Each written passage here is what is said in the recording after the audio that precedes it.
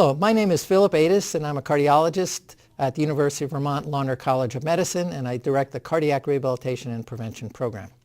The title of our article is Increasing Cardiac Rehabilitation Participation from 20 to 70%, a roadmap from the Million Hearts Cardiac Rehabilitation Collaborative. And this article will be published in Mayo Clinic Proceedings.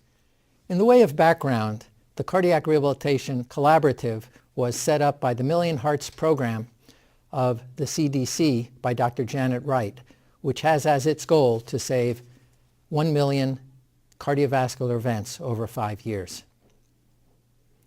This article outlines the processes that would need to be undertaken by cardiac rehabilitations and hospitals across the United States to attain 70% participation in cardiac rehabilitation, and it also outlines the benefits.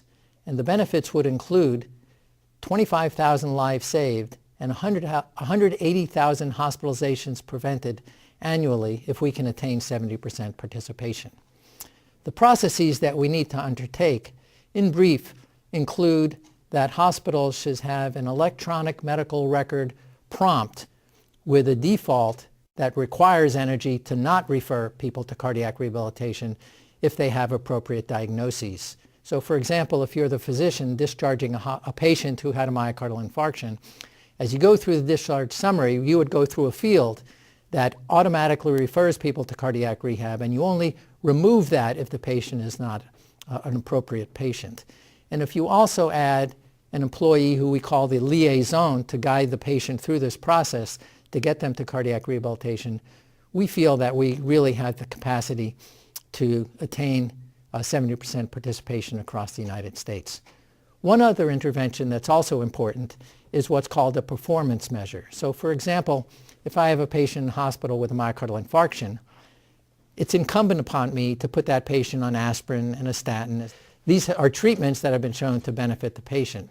If we made cardiac rehabilitation participation a performance indicator, referral levels would skyrocket. Cardiac rehabilitation is a cost-effective, low-tech intervention for cardiac patients that has a great return in terms of patients doing better clinically and feeling better psychologically.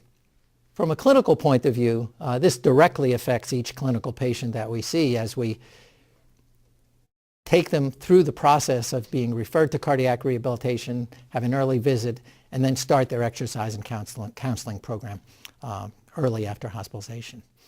For patients, they should really be seamlessly referred and taken up by the cardiac rehabilitation program such that as they leave hospital, they view this fully as part of their treatment, just like you're given medications.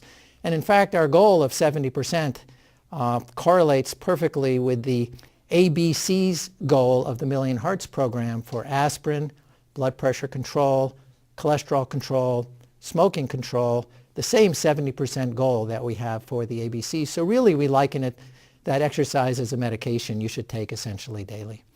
Well, the next step is implementation of our recommendation. So it's one thing to say hospitals should do this, but for example, we'd like to look at the cardiac rehab participation rates in a specific town or state and look at the hospitals that take on these findings. So they get the referral into their medical record.